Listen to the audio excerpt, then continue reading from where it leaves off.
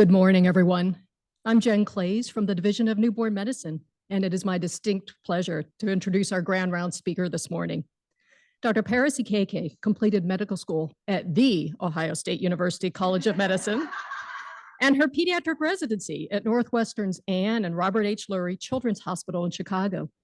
We were extremely pleased to recruit her here to UPMC for her fellowship training in neonatology. During her fellowship, Dr. Ekeke earned a Master's of Science in Epidemiology from the University of Pittsburgh Graduate School of Public Health and received a Top 20 Women in White Coats Award. We were so fortunate to have Dr. Ekeke spend a couple of years with us as a faculty member following her fellowship training, where in addition to serving as the neonatal director for our our fetal diagnosis and treatment center, she established herself as a leader in our community outreach initiatives. Her work in this space included being named to the Infant Health Equity Coalition, a team of public health professionals and healthcare providers dedicated to developing a birth equity action plan for the Pittsburgh area. She also served as the chair for the Maternal Morbidity and Mortality Review Team for Healthy Start and participated in Allegheny County's fetal and infant mortality reviews. Unfortunately for us, Dr. Ekeke was recruited away to the University of Michigan last fall, where she serves as the neonatal co-director of the Fetal Diagnostic Center at the von Voigtlander Women's Hospital.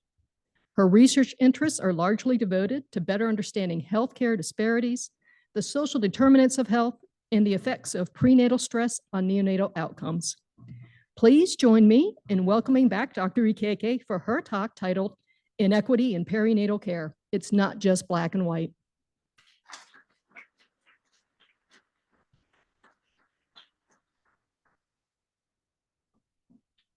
Thank you, Jen. Thank you, everyone, for joining. I see all my friends in the audience that I'm super excited about. Hi, everyone. Okay, so let's get started. So we have a couple objectives for today. Really, I want to review the current state of racial disparities in maternal and infant health, discuss some of the ways that racism and implicit bias contribute to these health disparities, and examine how we study racial disparities in the research in the scientific community and some of the limitations associated with that. And then finally, we'll explore some ways that we can actually influence outcomes and mitigate unconscious bias. So just to make sure everyone's on the same page, I did pull some statistics from the March of Dimes, just highlighting the increasing maternal mortality rate that we see in this country. Since 2018, the mortality rate has nearly doubled. And this graph really highlights that there's an alarming disparity where Black women are disproportionately affected by maternal mortality. So that orange, the purple line here is Black women. The total rate is in that pink line, and then white and Hispanic women are the blue and green line respectively.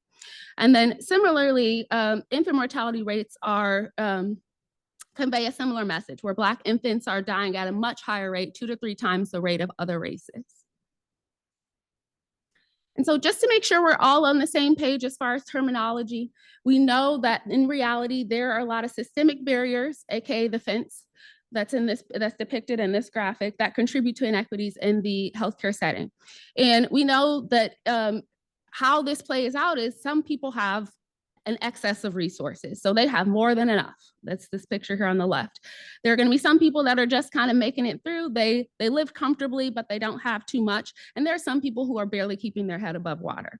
So when we talk about equality versus equity, there's this fallacy that if we just provide good care to all, that everyone is going to benefit equally from this assistance. And that is just not true. And so we know that everybody doesn't benefit from the same amount of support equally. And so an example of this would be if the government decided to give $5,000 to everyone. Right. So this guy on the left here in the blue shirt, he probably doesn't need the $5,000 to send the see over this fence. He'll take it because it's free money. So great, I'll pocket it, but I didn't really need it. The guy in the middle really probably needed that $5,000. It's super helpful. Thank you so much. It helps me to pay off my back rent and to get my bills current and really kind of like reset myself to kind of keep me on pace. And then the one on the right here is just that $5,000, I'll take it and I'm grateful for it, but it doesn't really scratch the surface of all the needs that I have. And so equality in this situation is not really going to be as effective. So you think about the concept of equity, which really requires kind of reallocation of resources so that those are the most disadvantaged are getting the most help. And so this guy doesn't need help and he is not going to get it. So think of our stimulus packages that were proposed by the government. If you made so much money, you didn't need a stimulus, right? And so you didn't get it. And that's kind of the concept that we are discussing today. And then obviously on the right, the ideal would be that the fence is gone, there's no systemic barriers and everybody's free to live happy. But that's just not our reality right now.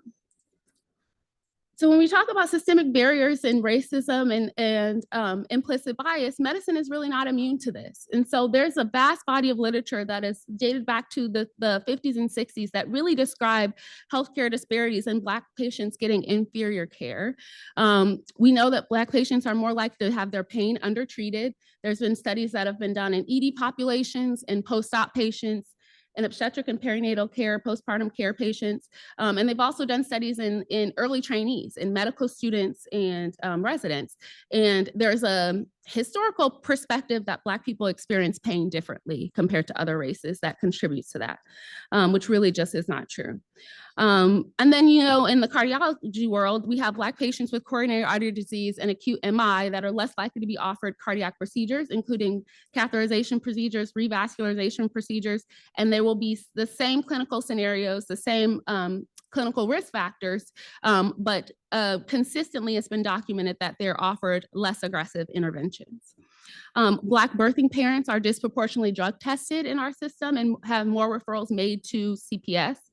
And then we talked about the maternal mortality rate, and Black women are 3 to 4 times more likely to die from pregnancy-related causes than white people in this country. And so when you try to think about ways that we can kind of look at more equal footing in populations where economic status and insurance coverage are very similar, thinking about like VA populations or military populations, we know that racial disparities still persist in those groups. So it really kind of highlights the fact that it's not just the socioeconomic factors that are driving this. And so when we know about these inequities and taking a health outcome, how does this truly play out in healthcare? So thinking about a preterm birth disparity, you know that there are going to be some biological causes like exposure to inflammation or infection. Did the baby have choreo? What are the differences in the microbiota of a 34-weeker versus a 24-weeker? And then if you give both of those babies a week of antibiotics, how does that change their risk for neck or serious infection? Those are things that we consider when we're looking at outcomes. And then more downstream, you have health harming exposures or chronic conditions that are at play. So you put that baby in a in utero environment that's exposed to chronic stress, toxic exposures, unhealthy lifestyle, or wildly uncontrolled diabetes, and that will alter their outcome, their health outcomes. And then you go even further than that, and you go midstream and you take that birthing person and you put them in an economically disadvantaged situation, ripe with systemic oppression, with limited resources, institutionalized racism, and you wouldn't be surprised that that patient does worse. And then the kind of cherry on top of this is going to go really upstream, where you're going to take all those people like that and put them in one area and live them close and put them to live close together. And you're going to deprive that area of health promoting activities. So put them far away from the farmers markets, the walking trails, the hospitals and clinics. And you're not surprised that they don't do as well, right? And if you get one person in that group that has the grit to really try to make something of themselves and try to get out of that area, you make it very hard to get approved for a mortgage. And you make it very hard to get their voting representation, representing the area appropriately. So you highly infiltrate and restrict the hours of their voting poll to kind of disenfranchise voters in that area. And so when we say, if they want it bad enough, they will do something about it and they'll pick themselves up by their bootstraps, it's not that easy.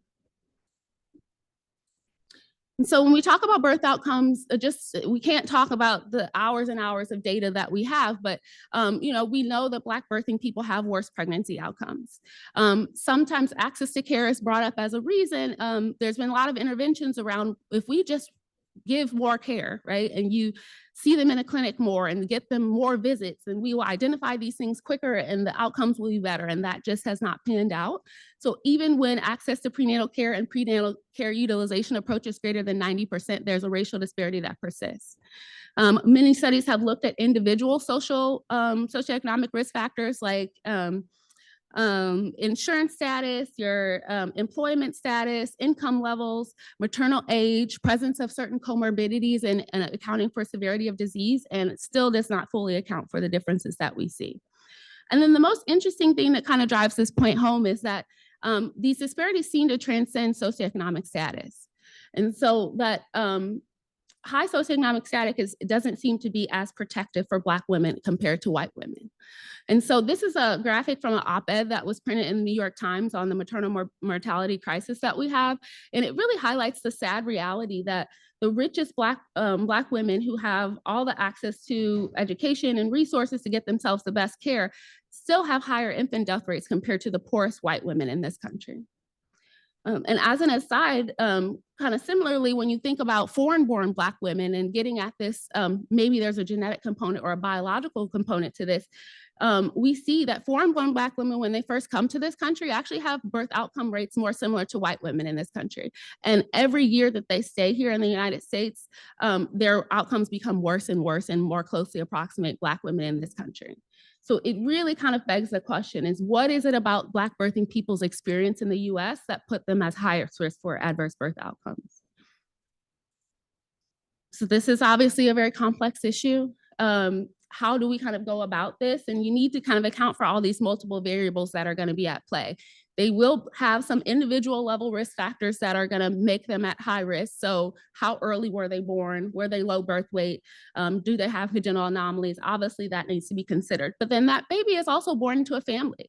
And you think about the level of family social support that they have. A baby that's born to a young mother that smokes and co-sleeps has a different risk profile compared to a middle-aged woman that's married with good social support that has healthy behaviors. And then take that family and put them into a community and put them in the neighborhood, and they're exposed to neighborhood violence, personally mediated racism, institutionalized racism. You talk about the quality of care that they're actually accessing, and those things also will come into play. And so how do we kind of capture all those variables when we're doing a study? So we tried to do a cumulative risk score. This was one of my thesis projects that I did in my master's program, looking at racial differences in the biochemical effects of stress in pregnancy.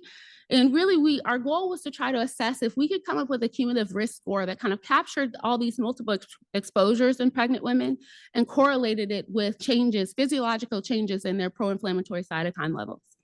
And so we risk stratified all the women based on presence of risk factors for stress, and it spanned across multiple domains. So we looked at physical risk factors like comorbidities of diabetes and hypertension, demographic risk factors as far as marital status, educational level, psychological risk factors with history of depression, including postpartum depression. And then we also incorporated an environmental component to it and kind of coded them for residing in an area of high area deprivation. And so we used our first trimester residual blood samples that were stored in our mommy biobank and really tried to come up with a novel way to incorporate individual level risk factors in environmental exposures or area deprivation to really kind of capture their cumulative risk. And what we found was among the 5 cytokines that we studied, IL-6 had a weakly negative correlation with area deprivation. So as area deprivation increased, IL-6 levels decreased.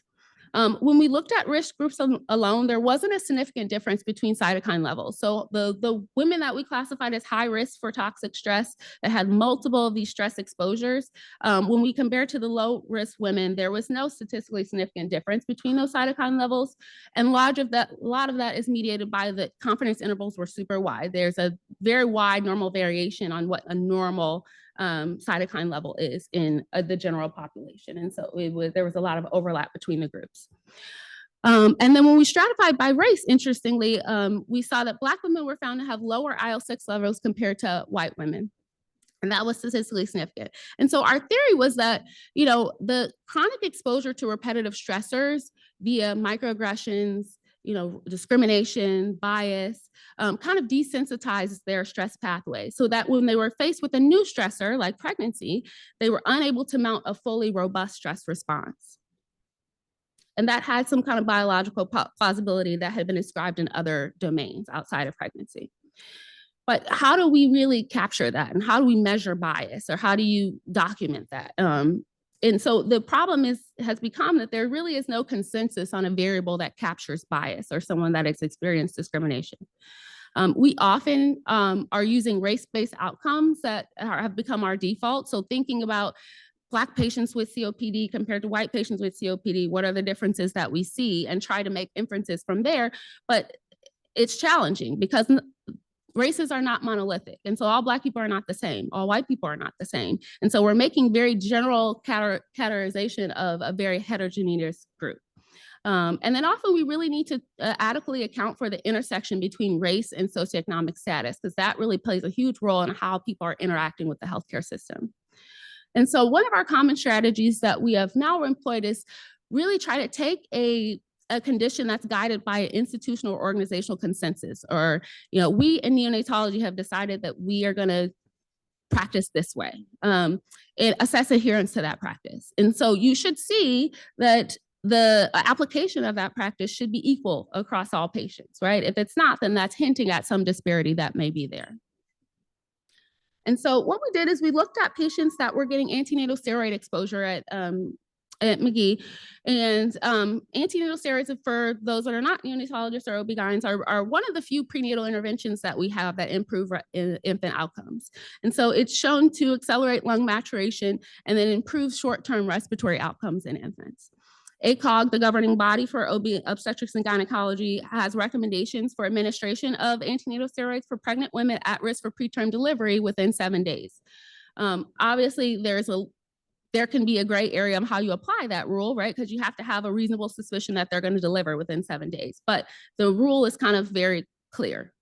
And so we've had some single center studies that show that Black women are being offered steroids less than white women. And so that seems like an easy way to intervene, right? Or a kind of easy low-hanging fruit in this situation of, if that's something that's at play here, that's something that's kind of more tangible to fix. And so our aim of our study was really to assess inequitable exposure to antenatal steroids as a contributor to worse outcomes for Black families and their infants. And what we found is basically there was no difference. So we adjusted for things like gestational age, birth weight, PPROM, chorioamnionitis, and maternal diabetes, and then residing in a high community need area.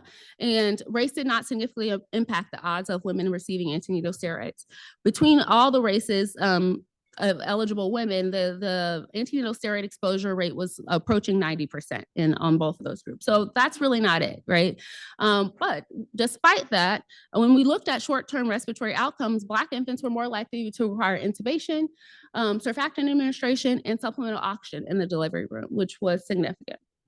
And so, we ultimately concluded that we probably need a better way to truly capture the full pre-pregnancy and delivery picture in order to make any valuable conclusions about which factors are most significantly contributing. And the answer likely is going to be that it's a mix of a lot of different things. But this is starting to kind of feel like a fishing expedition, right? You pick one thing, it's like, that's not it. Let's move on to the next thing. That's not it. And so where do we kind of go from here? And I think we're at a crossroads, because there's a lot of critiques with the data that I'm presenting to you is mostly retrospective data using available data sets. So you only are as good as the data that you have, right? And using EMR data, there's some studies that are using birth certificate and death certificate data.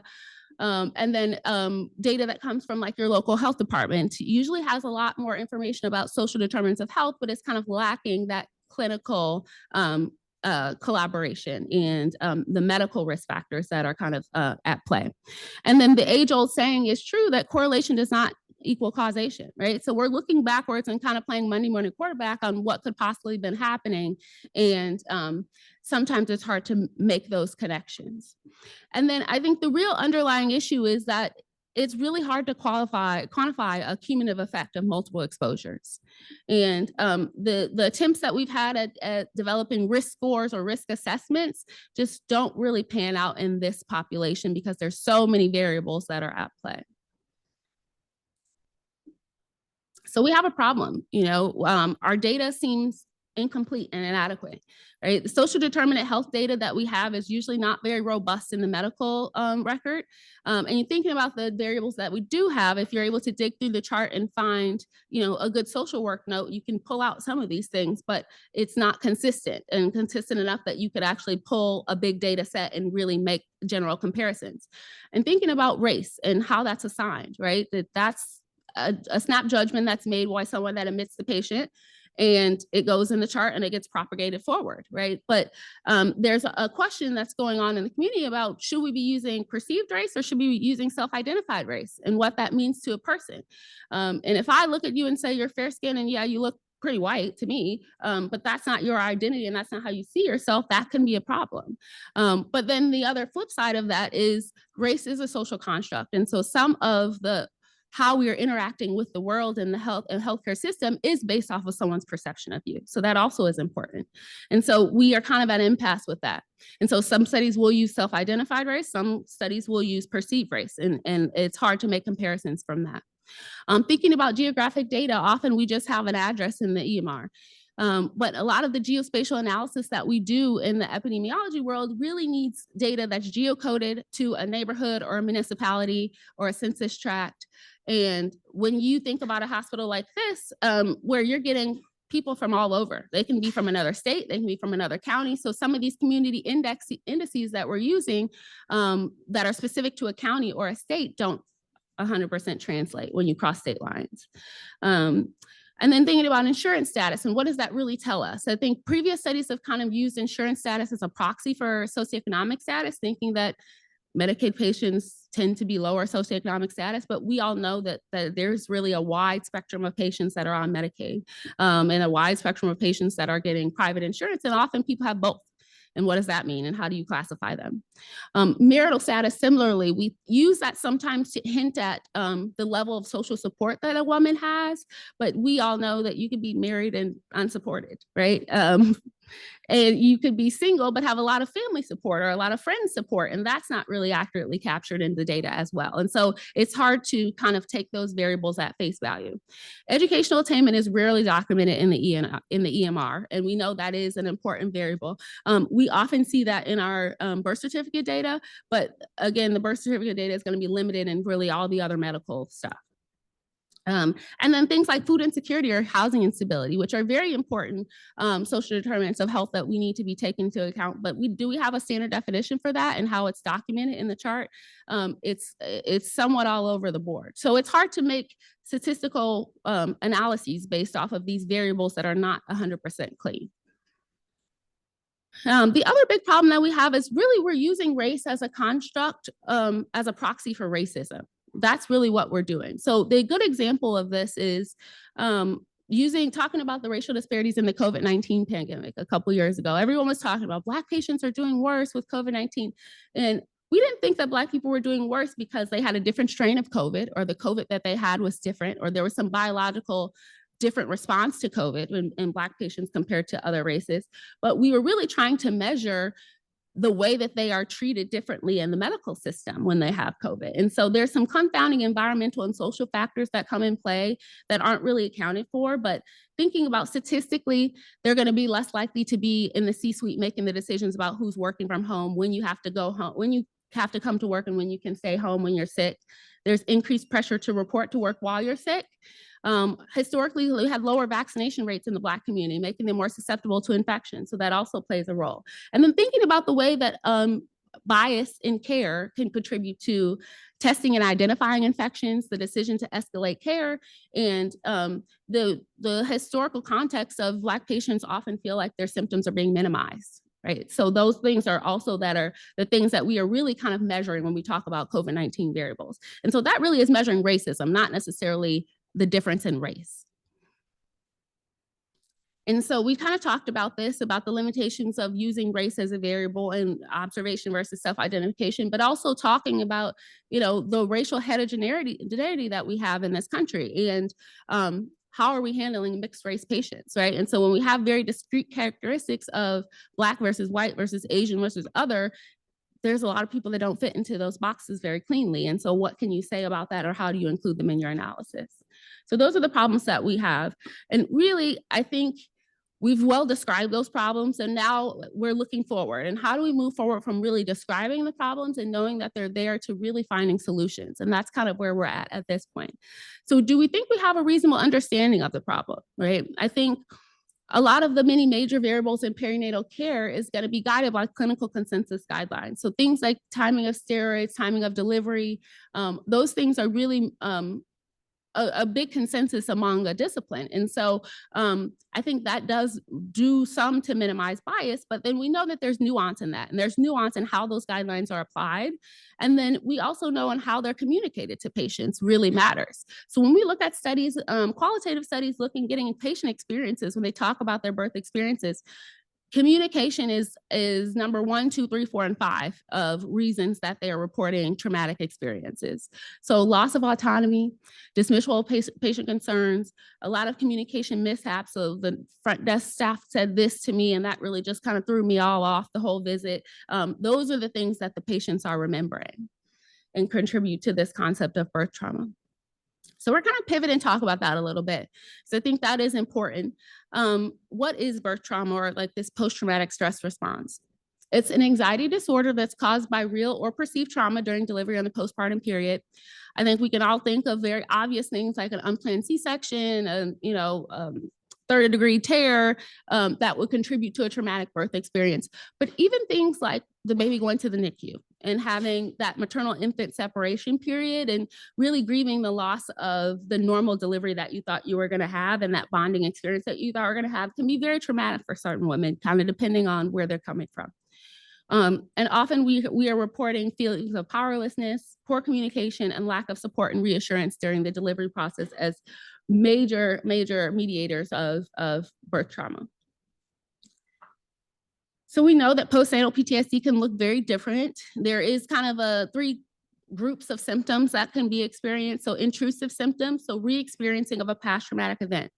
In this case, we're talking about childbirth. So having flashbacks or nightmares, these are very distressing to patients. They often kind of bring them to attention very quickly once they start having these intrusive symptoms. But some of the other symptoms are a little more subtle. And so avoidance symptoms, the attempts to avoid reminders of their birth experience, such as avoiding the doctor or the hospital, avoiding the people that are associated with your birth experience, including maybe the doctor that's taking care of your baby. And really detaching from the reality of the birth experience, don't want to talk about it, don't want to think about it, don't want to go back there. That is very common, and it's a little bit harder to identify those patients. Arousal symptoms is kind of the third group. So irritability, difficulty sleeping, hypervigilance, and anxiety and panic attacks are common. And women could really realistically have a mix of all of these symptoms, which makes identification very hard. And this quote, I think, was really kind of poignant here, but we know by now it's not the specifics of the birth events that lead to a mom to be traumatized. It's her perception of those events. So on paper, the birth may look perfect. In reality, a mom may be walking away from her experience with some significant post-traumatic stress. And we as the medical team and their family members assume that everything is fine and dandy for this mom after she delivers a healthy newborn. But the reality is her perception is very different. And that perception is really leading to this psychological distress. And thinking about the ways that these can present and keeping an equity lens on this, I'm going to give a couple of scenarios here to kind of walk through how this kind of plays out into our clinical practice. So we have a lady here, 36 years old with IVF pregnancy, delivered a healthy baby at 38 weeks via C-section for non-reassuring fetal heart tracing, or the baby's heart rate was dropping prior to delivery. Baby did well. There was no maternal infant separation. Baby didn't go to the NICU, was discharged home after 2 days. We're patting ourselves on the back. That is a success. She made it to term. Yeah, it was a C-section, but baby did well, didn't need the NICU, no respiratory distress. Good job. This mom, who has really fought for years of infertility and fought for this baby, this precious baby that she has, those couple minutes of the baby's heart rate dropping and rushing a C-section could be very, very traumatic for her in a way that she is not able to let go of. So that's something that we don't really automatically think of that stays with her with subsequent pregnancies and subsequent iterations of care, but I think it's something for us to be cognizant of. And then on the right, we have a 23-year-old first-time mom, had a history of P-PROM or her water breaking at 18 weeks. She delivered a healthy baby girl at 34 weeks via uncomplicated induction of labor. During her baby's 3-week NICU stay, the mother was got into multiple altercations with the staff regarding care. She didn't want NG tube, she didn't want IV, she wanted feed, she didn't want glucose checks. There was a lot of arguments and a lot of escalations that were happening. And so we in the NICU have come up across this very often. But really just kind of taking a step back to think about, this lady has been in the hospital and been admitted to the antepartum service since 23 weeks, right? And she has had multiple scares with leaking fluid. There's been multiple conversations with the NICU team and the MFM team about they didn't think her baby was going to make it. And, didn't think her baby was going to do very well. And she's internalized that as the medical team has given up on her child, right? And she's fought for this baby. And so while we're happy that the baby made it to 34 weeks and everything went well, she is having some serious trauma from that experience. And I think those are the ways that manifests as far as advocacy for your child and, hypervigilance can sometimes look different. And then you have to take into effect that this is a Black woman. We are inundated daily with the notion that Black people are under attack. So we have media story after media story telling us, and you have your own families and friends that are telling you about deathly experience or near-death experiences during childbirth, and it puts you on edge. So every day it's being conveyed to you that your life and your baby's life really depends on you and you alone. And don't trust anyone, including your own doctor, to have your best interest at heart. And people really hear this a lot. And so they internalize that. And that, are we surprised that this mother in the NICU is ready to fight at every turn? And if you take that into context, it doesn't seem so shocking. So her fight or flight responses have been activated so often that she is changed forever from this trauma. And so what do we do about this? So trauma-informed care is one method that we have employed to improve patient outcomes. It's an approach to care that really acknowledges that we as the medical team need to have a complete picture of the patient's life, past and present, in order to really provide effective care in a healing orientation. So it shifts the conversation from what's wrong with her? Why is she so angry? To what happened to her that made her so angry? And that shift is very important to how we communicate with patients. So trauma-informed care seeks to realize the widespread impact of trauma and understand the path for recovery. Allows us to recognize the signs and symptoms of trauma in patients, families, and even our own colleagues and staff. Integrating knowledge about trauma into the fabric of our policies and our procedures and our practices that we have, and actively, not passively, but actively avoid to re-traumatize these women. So what can you do on an interpersonal and individual level is really try to work on identifying your own biases and employ strategies to minimize re-traumatization. There's been a lot of studies that looked at this, but there's a study from Green that was done a while ago now that they looked at EM and IM residents, and they give them clinical vignettes of cardiac patients that may need intervention and asking about medical decision-making. And then they subsequently had 3 IAT tests that were given, the implicit association tests that were given. Not surprisingly, there was a good majority of these residents that had a pro-white bias. Also, not surprisingly, kind of similar to how other literature has depicted, is that there were those that had the pro-white bias were more likely to recommend thrombolysis more often for white patients compared to Black patients. But those participants that were aware that bias was the focus of the investigation and had bias in mind were significantly more likely to recommend thrombolysis for Black patients, and even if they had a high degree of implicit pro-white bias. So that's important, that even just talking about it and thinking about it and having it in your mind, acknowledging that it's there, changes what you do. It's on us to really educate ourselves, whether it's books or podcasts or implicit bias training or asking questions and kind of listening to understand. And then there's been a couple strategies that have been shown to reduce the effect of provider implicit bias on medical decision-making and care that I think are important to kind of bring up. So one, and because they're very simple, one is perspective taking, which sounds very like, yeah, duh, you can imagine how your patient would feel. But how this plays out is they had a group of nurses that they did a study on, and they showed them pictures of white or Black patients with all having genuine kind of pain facial expressions and feelings of discomfort. And they were asking the nurses how much pain medication they would recommend for this patient that's depicted. Consistently, the nurses that were told to just use your best judgment, go off of what you feel, recommended more pain medication for white patients compared to the Black patients. Whereas nurses that were instructed to really imagine how the patient feels and take your patient's perspective on how painful this may be for them, actually had more equitable pain treatment recommendations regardless of race. So that is an important and an effective strategy to use at an individual level. And then the second method would be individuation. So, making a conscious effort to really focus on specific information about an individual rather than their social category. So instead of saying, you know, this is the Amish family, they're not going to do that. They're not going to want all that stuff. Or, you know, this is a Christian Black family. They don't want to talk about comfort care right now. I'm not even going to go there. Those type of things are kind of introduce stereotypes and assumptions that are being made. So when we focus on specific patient level information, it actually reduces the need to fill in the blanks with assumptions. And so there were studies that were looking at gender differences on COPD diagnoses. And when they started to introduce individual spirometry data and clinical data, those gender differences dissipated among the groups. So this is also a very effective strategy. And so as we work on ourselves, what else can we do? We really need to give the families their voice back. And so often what happens is we get a little bit on the defensive about this. So if someone tells you that they've been wronged or offended or discriminated against, oh, I'm sure the doctor didn't mean that. These are the best nurses that we have here. Like that's not what happened. That's not what they meant. And that is not helpful. And we know that. And so we have a qualitative study in progress at Michigan looking at patient experience with microaggressions and birth trauma. And we are going to do some surveys of our clinical team, looking at our MFM, our NEO, our fellows and nurses, and survey about their attitudes and their firsthand experience with bias in perinatal care. You would be surprised when you ask people, have you had situations where you felt like a patient was treated differently based on their race? How many people will say, yeah, I do. I didn't realize at the time, or I didn't really know what to do. I just kind of was party to it, but I didn't know that that's what was happening. But looking back, yes, I think that we would have made a different decision if that patient was white.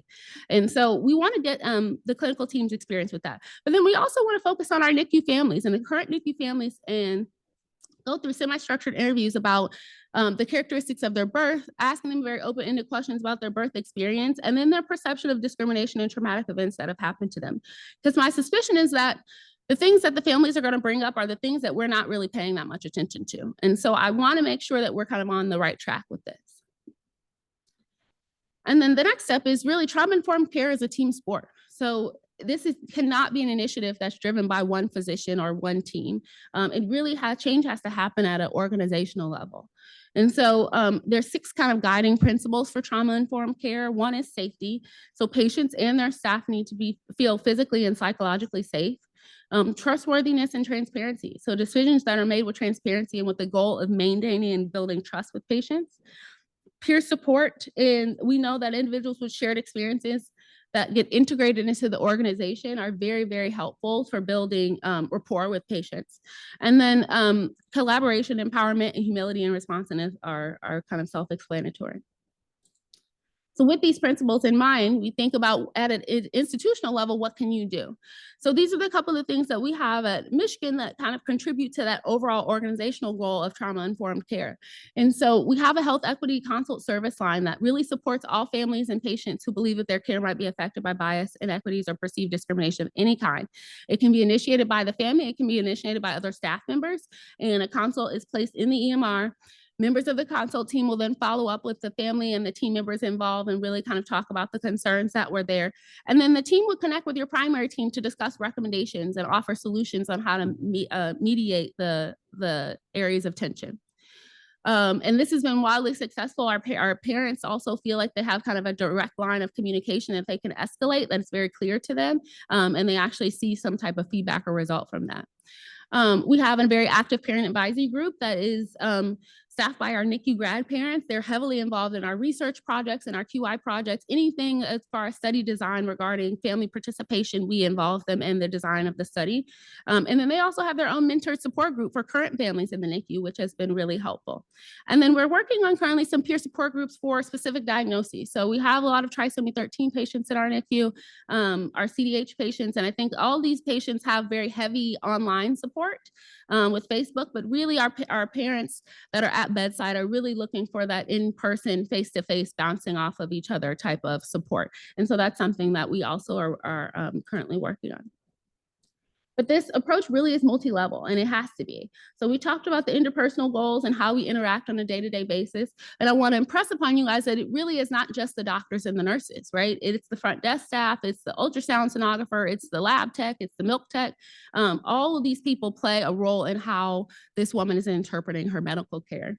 And then thinking on an institutional level, really working on investment in recruiting diverse hospital staff, taking a humble, authentic look at our policies and procedures, and really making sure we have an equity lens on all these procedures, not intentionally or unintentionally perpetuating, the oppression of our underrepresented communities.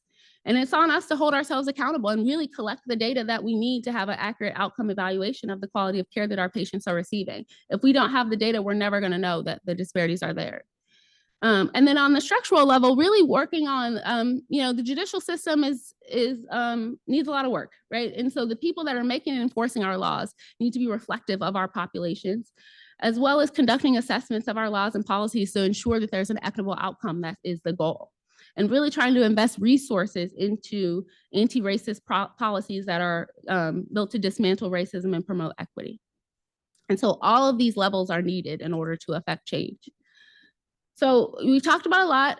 Hopefully what we've learned today is disparities research is very hard. It remains a moving target with much that is still unknown. One of the things that has become clearer over time as we look at all the nuance of this is that unconscious bias does seem to play a significant role in racial disparities in maternal and infant health. But we need a better way to capture that in the research. And although our ultimate goal is to minimize and eliminate unconscious bias, we know that unconscious bias is there. And so trying to avoid further traumatizing birthing people, but also incorporating trauma-informed care into our institutional culture in order to minimize those effects. So that is all I have today. Thank you guys so much. Thank you for Department Peace for inviting me, and everyone for